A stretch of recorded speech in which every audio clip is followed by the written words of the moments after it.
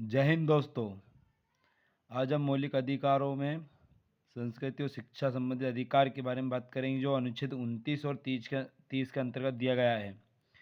जिसमें अनुच्छेद 29 जो अल्पसंख्यक वर्गों के हितों का संरक्षण की बात करता है, और अनुच्छेद 30 जो शिक्षा संस्थाओं की स्थापना और प्रशासन करने का अल्पसंख्यक वर्गों का अधिकार की बात करता है।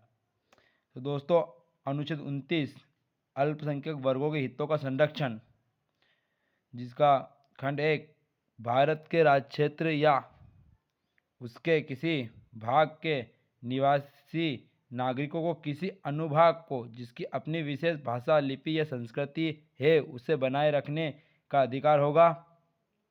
मतलब कहने का मतलब है भारत का राज्य क्षेत्र होगा, ठीक है। उसके बाद में यहाँ पे वो नागरिकों की बात कर रहा है, यानी सिटीजन की, नोट ए पर्सनल, ठीक है ना। पर्सन की बात नहीं कर रहा है ना, सिटीजन की बात कर रहे, नागरिक की बात कर रहा है, जिसकी अपनी एक विशेष भाषा होगी, लिपि होगी या संस्कृति हो गई, ठीक है, उसे बनाए रखने का अधिकार है उसे।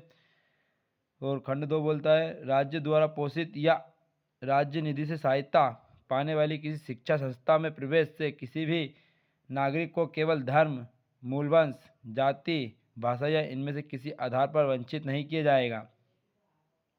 मतलब राज्य द्वारा जो भी कुछ राज्य निधि सहायता मिलेगी, तो वो किसी भी नागरिक को धर्म, मूलवंश, जाति, भाषा या इनमें से किसी आधार पर वंचित नहीं किया जाएगा। तो उसे कुछ केस लो भी है, जिसमें अजीज भाषा बनाम भारत संघ वाला है, ठीक है। और आप अनुच्छेद 30 की बात करते हैं। अनुच्छेद 30 शिक्षा संस्थाओं की स्थापना और प्रशासन करने का अल्पसंख्यक वर्गों का अधिकार की बात करता है। तो उसका खंड 1 बोलता है धर्म या भाषा पर आधारित सभी अल्पसंख्यक वर्गों को अपनी रुचि की शिक्षा संस्थाओं की स्थापना और प्रशासन का अधिकार होगा। मतलब अल्पसंख्यक वर्ग का कोई व्यक्ति जो जिस भी इंस्टीट्यूट में पढ़ना चाहता है वह पढ़ सकता है। फिर उसका खंड 1 का उपखंड भी दे रखा है, ठीक है, तो इसको आप पढ़ लेना। खंड 2 बोलता है शिक्षा संस्थाओं को सहायता देने में राज्य किसी शिक्षा संस्था के विरुद्ध इस आधार पर विभेद नहीं करेगा कि वहाँ धर्म, भाषा पर आधारित किसी अल्पसंख्यक वर्ग के प्रबंध में है।